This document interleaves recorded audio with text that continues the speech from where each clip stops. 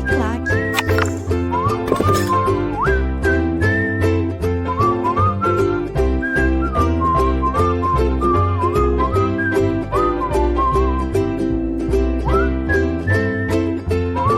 Olá, meus amigos, minhas amigas, sou o professor Luiz Antônio Carvalho e com muita satisfação, muito prazer, estou aqui para ministrar mais uma super aula para vocês. E na aula de hoje nós vamos falar do inquérito, né? Do inquérito. Professor, inquérito é coisa lá de polícia? Não, não é coisa de polícia, né? Nós estamos estudando o quê, gente? O Estatuto do Servidor Público Estadual de Mato Grosso, ok? Então, no Estatuto, pense comigo, a lógica do Estatuto vai definir direitos, vantagens, né, todos os direitos, todas as vantagens, todos os deveres, as proibições, as responsabilidades, que é todo o regime disciplinar do servidor público, né, todo o regramento do regime disciplinar. Quando o servidor público descumpre o regime disciplinar, a administração pública tem que agir. Tá? E aí nós temos dois instrumentos. Nós temos o instrumento da sindicância, que nós já estudamos em aulas anteriores, e nós temos o instrumento do PAD, que é o Processo Administrativo Disciplinar. O Processo Administrativo Disciplinar, preste atenção, nós temos três fases. Primeira fase, que é da instauração. Como é que funciona a instauração? A autoridade competente, tá certo? Ela vai constituir uma comissão, que essa comissão, ela vai o quê? Investigar. Ela vai apurar os fatos de acordo com a portaria de instauração. Então, essa fase do quê? Da instauração, né? Aí, essa comissão, representando a autoridade competente que instaurou, ela vai o quê? Ela vai realizar o inquérito. Tá? O inquérito, que é o quê? O que diz o inquérito? Inquérito do procedimento administrativo disciplinar. Ou seja, é nessa fase que nós iremos ouvir as testemunhas, ouvir o acusado, tá certo? Aqui vai ter a indicação do servidor, depois vai ter a defesa prévia, o relatório final conclusivo da comissão e depois irá remeter para o julgamento. Tá? Essa fase do julgamento será objeto da outra aula nossa que nós estamos estudando em sequência. Bacana? Tudo bem? Vamos lá para a aula. Eu já fiz esse panorama geral para vocês aí, uma visão sistêmica. Vamos falar do inquérito, né? Antes da gente entrar especificamente nos artiguinhos, eu digo para vocês o seguinte, duas coisas. Primeira coisa, os assuntos são muito próximos da 8.112, tá? Muito próximo, tá? O conceito da LC 04 com a 8.112 é muito próximo, então fique tranquilo sobre isso. Outra coisa muito importante que eu vou falar para vocês, né? Estes assuntos aqui, da parte do processo administrativo disciplinar, normalmente é cobrado para aqueles concursos mais puxados, vou colocar assim entre aspas, para os cargos de analistas, tá certo? Para os cargos de analistas, principalmente analista na área jurídica, analista processual, até inclusive para defensor, procurador, juízes. Então, esse aqui é um assunto, né, quando tem no seu edital lá a Lei 8.112, tá certo?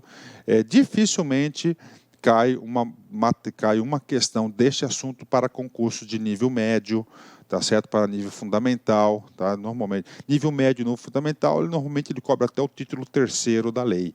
Até o título 3º da lei, né? Talvez até o quarto, né? Até o quarto título da lei, que o quarto título fala do regime disciplinar, vai falar dos deveres, das proibições, das responsabilidades, da acumulação. Bacana, fechou? 10, né? Então esse recado tinha que passar para você. Vamos falar do inquérito, vamos lá. Aula gostosa, cara. Legal essa aula aqui, viu? Vocês vão gostar da aula, tenho certeza disso, porque é um assunto que tem uma lógica muito grande, né? Tem uma racionalidade, tem um juízo de valor. Então, quando tem assim, um juízo de valor e uma racionalidade, o aluno consegue fixar com mais tranquilidade. Vamos lá, artigo 180, do inquérito. O que é o inquérito? Inquérito administrativo será contraditório, assegurado ao acusado a ampla defesa com a utilização dos meios e recursos admitidos no direito. Tá? Tem que fazer a consideração? Tenho. Aqui meu trabalho é esse, cara. Não é só ler. Se for só ler, tranquilo. Gente, primeira coisa, inquérito, nós temos o inquérito policial. Só que o inquérito policial não é o inquérito administrativo. O inquérito policial é da Polícia Judiciária Civil, tá certo? Que é regulado aí pelo direito processual penal, tá certo? Que é o inquérito administrativo, não é o inquérito policial. Olha, gente, ó, marquem esse cara aqui com marca-texto, bacana, são coisas diferentes, ok. E não o inquérito, consagrado aí, né, pela nossa Constituição Federal, é assegurado a todo o acusado o pleno direito da sua ampla defesa e ao contraditório. Aí, ó, será contraditório assegurado ao acusado ampla defesa com utilização dos meios e recursos admitidos no direito. Então está aí para vocês, ele tem aí o direito à ampla defesa e direito ao contraditório a todas as fases do processo. De novo, em todas as fases do processo. Antes de prosseguir, eu tenho que fazer uma ajuda à memória para vocês, né, sobre a sindicância. A sindicância também é um procedimento lá constante na 04, na 8.112. Só que nós temos dois tipos de sindicância. Tem aquela sindicância investigativa, inquiritiva, onde aconteceu a autoridade competente ficou sabendo do fato. Não sabe nome, não sabe pessoas, não sabe como é que foi. O que ele faz? Ele faz uma comissão investigativa, uma sindicância investigativa, inquisitiva. O cara vai lá, os caras da comissão, olha, chama a testemunha, faz um relatório. Ali não está acusando ninguém, ali está investigando. Então, nessa fase, essa investigatória, não tem direito à ampla defesa ou contraditório, porque não está acusando ninguém. Então, só apurando os fatos, somente isso. Tá certo? Agora, faz uma sindicância para aplicação da pena de suspensão de até 30 dias, que cabe à sindicância. Aí sim, a sindicância processante, punitiva. Na sindicância sindicante punitiva, também há o pleno exercício constitucional da ampla defesa e direito ao contraditório. Ok? Então, tem a fase, então tem a sindicância punitiva, tá? A punitiva, acusatória, nesse caso, e também no PAD. PAD só tem um, que é, desculpa a expressão, para ferrar o sujeito, né? Esse cara aí, né? PAD. Tá? E, cara, é traumático demais esse cara aqui, viu? Artigo 181. Os autos de sindicância integrarão o processo disciplinar como peça informativa da instrução. Olha aí. Então, o que acontece? A autoridade competente, vou dar o exemplo do secretário de Estado, por exemplo, né? Ele vai lá, o secretário de Estado, ele instaura uma sindicância e, no decorrer dessa sindicância, verifica-se que a pena, a tipificação do acusado é para demissão. O cara cometeu aí a corrupção passiva. Corrupção passiva. Né? Corrupção passiva. Crimes contra a administração pública. Está lá. O que o cara tem que fazer? O cara da comissão vai ter que remeter para a autoridade competente para instituir o quê? Um procedimento administrativo disciplinar com o cara, porque esse é o instrumento correto para as penas de demissão. E o que acontece? Essa sindicância que chegou a essa conclusão, esse processo de sindicância, atenção, integrarão ao PAD como peça informativa de instrução. Ou seja, não vai substituir o PAD. Bacana? Isso cai em concurso. De novo, como peça informativa de instrução. Ele vai instruir. Parágrafo único. Na hipótese de o relatório da sindicância concluir que a infração está capitulada como ilícito penal, a autoridade competente encaminhará cópia dos autos ao Ministério Público, amarelinho nesse cara aqui, amarelinho nesse cara aqui, né? Independentemente da imediata instauração do processo disciplinar. Então, está aqui para vocês. Eu vou voltar no exemplo que eu passei. Então, no decorrer de uma sindicância lá acusativa, tá certo? Punitiva, a comissão da sindicância chegou à conclusão que o cara cometeu um crime de corrupção passiva, um crime contra a administração pública. O cara vai fazer duas coisas, a comissão. Primeiro, vai despachar para o secretário, né, que é a autoridade competente, para ele instaurar o quê? O procedimento administrativo disciplinar. E esse processo dele vai fazer juntada, vai compor a instrução, tá certo? Peça informativa de instrução, tá? Vai para lá, só isso. e, ao mesmo tempo, tá certo, tem que ser encaminhado para o fiscal da lei. Quem que é o fiscal da lei? O Ministério Público. Para quê? Para que o Ministério Público tenha ciência desse crime, né, e que faça a sua devida denúncia ao Poder Judiciário. Então, aqui, ó, Ministério Público, já teve muitos concursos que o cara coloca Defensoria Pública, não tem nada a ver. Falar encaminha para o Judiciário, não é o Judiciário. A pessoa competente para receber esses autos nada mais é do que o Ministério Público. Bacana? Fechou. Vamos lá. 182, vem comigo. Na fase do inquérito, a comissão promoverá a tomada de depoimentos, acariações, investigações, diligências cabíveis, objetivando a coleta de prova e recorrendo, quando necessário, a técnicos e peritos, de modo a permitir a completa elucidação dos fatos. Ou seja, olha só, na fase de inquérito, o PAD tem 3 etapas: instauração da autoridade competente, nós já falamos sobre isso. Segundo, a fase de inquérito. Qual que é o objetivo principal da fase de inquérito? Está aqui. Ó, completa elucidação dos fatos. Completa elucidação dos fatos é o objetivo principal do inquérito. Quais são os instrumentos que a comissão processante tem para elucidar os fatos? Aqui, ó, depoimentos, tá certo?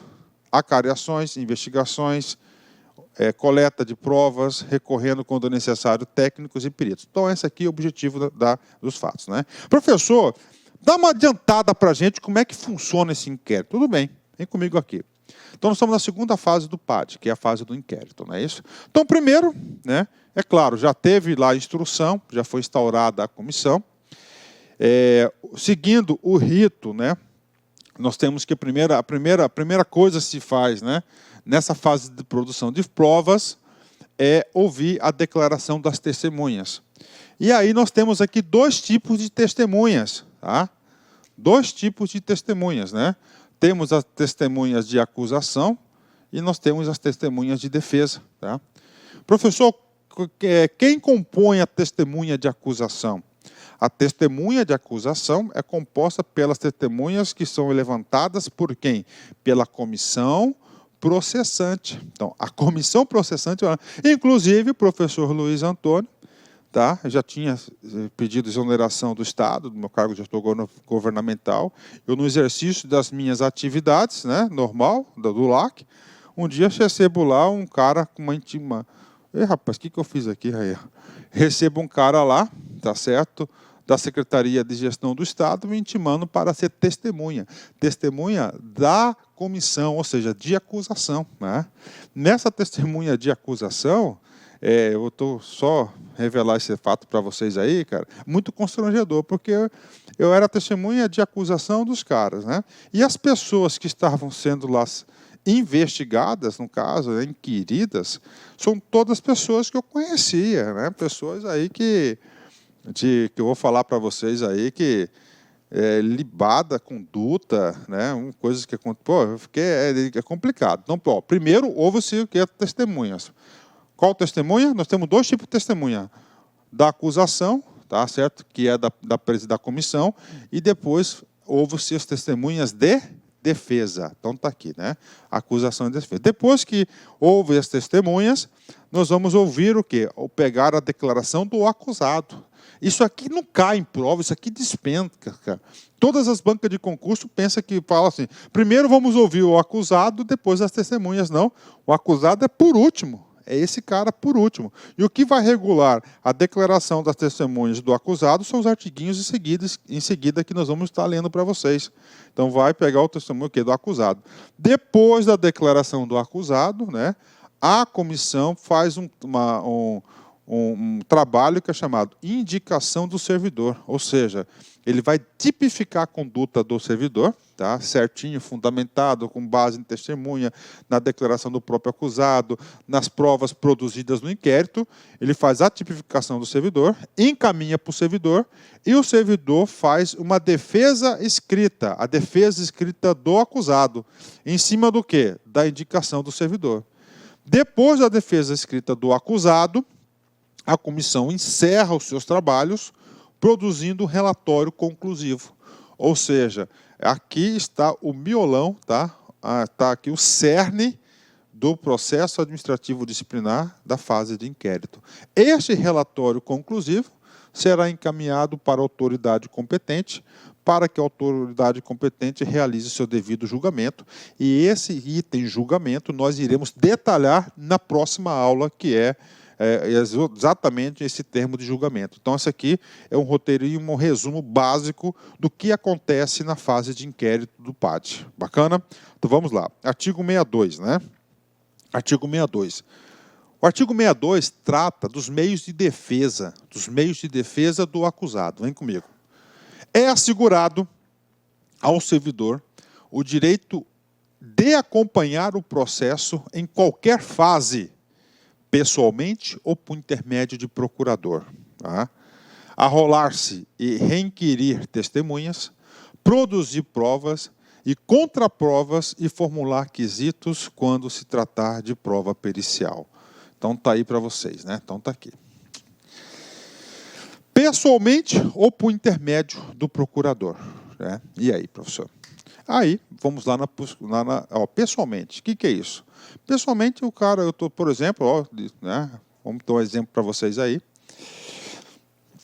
Um exemplo, o professor Luiz Antônio de Carvalho, na atribuição do seu exercício, está respondendo um PAD. Aí olha assim, isso aí, tá, preocupa não, isso aí eu mesmo faço a minha defesa.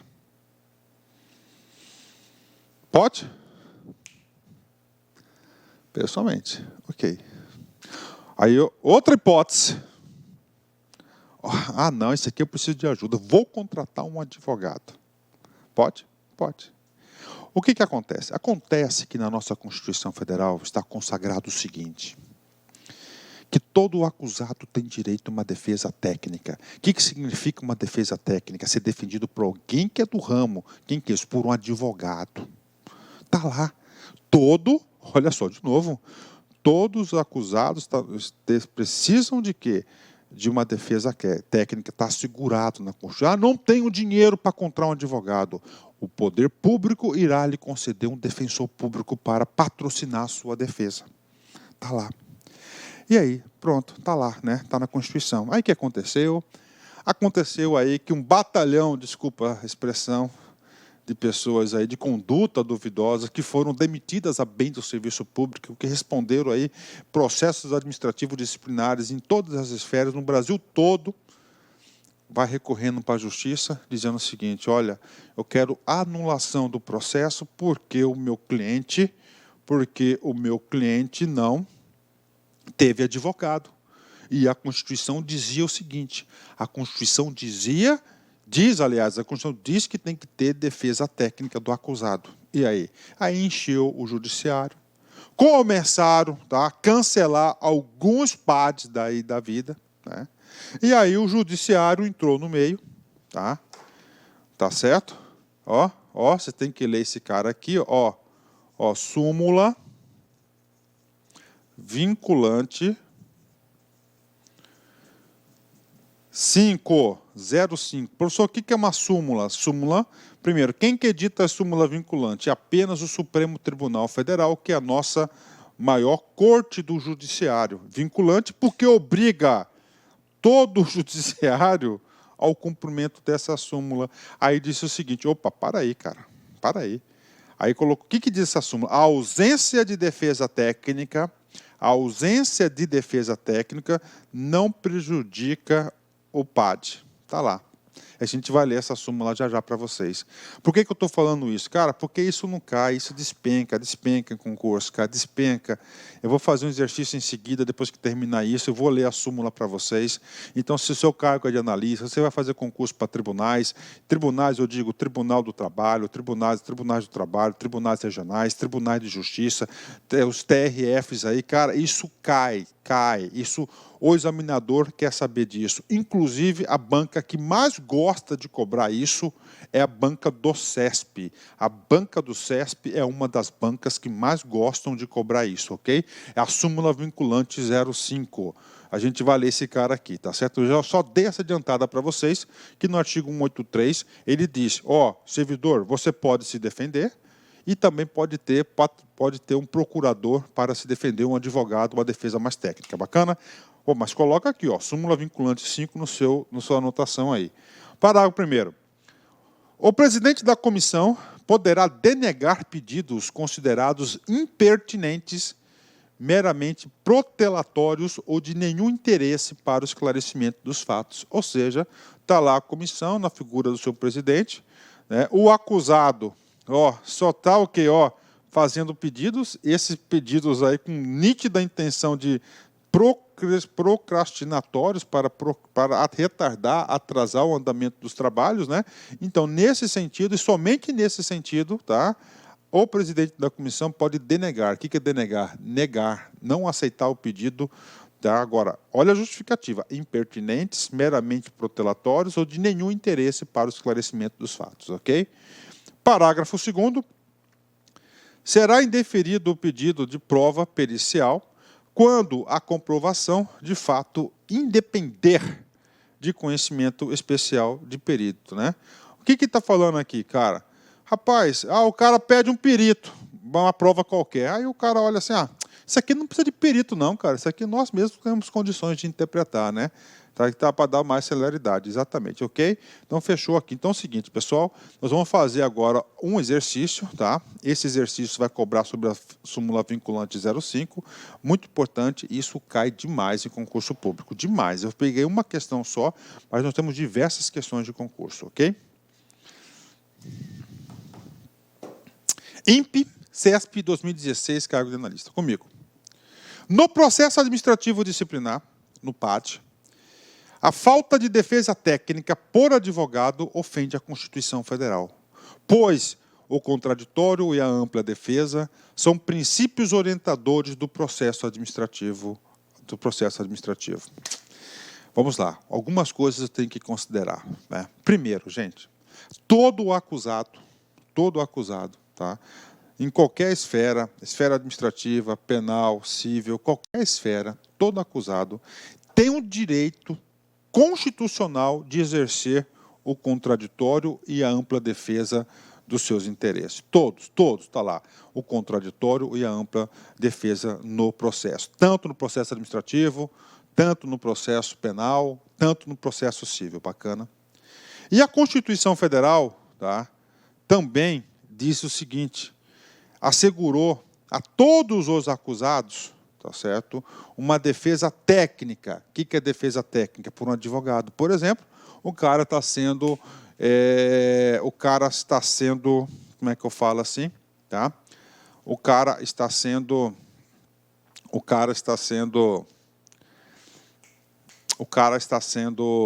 olha só, o cara está sendo acusado de roubo, tá? Ele não, aí caiu, está na delegacia, foi preso, foi lá para o judiciário. Aí chega lá, ele não tem dinheiro para pagar um advogado. O que acontece? A Constituição segura o cara uma defesa técnica. O Estado vai pagar para o cara o quê? Um defensor público. Bacana? Então está aí para vocês. Isso aí, né? Aí o seguinte, né? Só que, né? Essa defesa técnica por advogado, nós temos um procedimento, uma súmula vinculante no Supremo Tribunal Federal que retira essa obrigatoriedade para os processos administrativos disciplinares. Retirando essa obrigatoriedade, essa questão está errada. Por quê? Vem comigo, olha só. A ausência de defesa técnica, ou seja, de advogado, não gera nulidade de processo administrativo. Então, está aqui para vocês, está errado isso aqui. Então, não gera, entendeu? De processo, não gera essa súmula vinculante 5, né? Essa questão cai demais e é pegadinha, porque ele mistura com assunto de constitucional e de direito administrativo. Cara, pegadinha. Né? E muita gente cai, infelizmente, né? Mas agora, eu tenho certeza que com essa explicação que eu passei para vocês, vocês não vão esquecer mais, ok? Ótimo. Artiguinho 184, vem comigo. Agora, a gente vai tratar 184, 185, esses dois artiguinhos, tá? Esses dois artiguinhos nós vamos falar de quê? De testemunhas, tá? Testemunhas é um assunto que também é cobrado, né?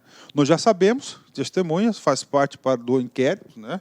Testemunha é muito importante para elucidar os fatos. Nós temos dois tipos de testemunha, da acusação, tá certo? Ou seja, da comissão processante, do pai, da comissão, dos integrantes da comissão, e de defesa. Primeiro, ouve-se quem? Da acusação, e depois da defesa. As testemunhas serão intimadas a depor mediante mandado expedido pelo presidente da comissão. Mandados, né? Devendo a segunda via consciente do interessado a ser anexada aos autos. Se a testemunha for servidor público, a expedição do mandado será imediatamente comunicado ao chefe da repartição, aonde serve, com a indicação do dia e hora marcados para a inquirição. A inquirição. Tranquilo, né? Então tem que ser pessoal, tá certo? Por escrito, ok? Bacana, né? Artigo 185, vem comigo. O depoimento será prestado oralmente e reduzido a termo em ata, não sendo lícito a testemunha fazê-lo por escrito. Ou seja, na testemunha tem que ser oralmente, não pode ser por escrito. Isso cai muito em concurso. Parágrafo primeiro, as testemunhas serão inquiridas separadamente. O cara levantou 3 testemunhas de defesa, então você vai ouvir uma por vez, tá? Separadamente. 2. Na hipótese de depoimentos contraditórios ou que se infirmem, proceder-se-á a acariação entre os depoimentos. Ou seja, uma testemunha falou A, outra falou B. O que acontece? O presidente da comissão não pode fazer juízo de valor. O A está falando a verdade, o B está falando a verdade. Ele não pode fazer esse juízo de valor. Ele é obrigado a fazer o quê? A acariação entre os dois dos pontos divergentes, né? Ok? Artigo 186. Preste atenção aqui. Concluída a inquirição das testemunhas, a comissão promoverá o interrogatório do acusado, observados os procedimentos previstos no artigo 184 e 185. Está aqui. Artigo 184 e 185 são das testemunhas que eu acabei de ler para vocês. O que está falando ali? Está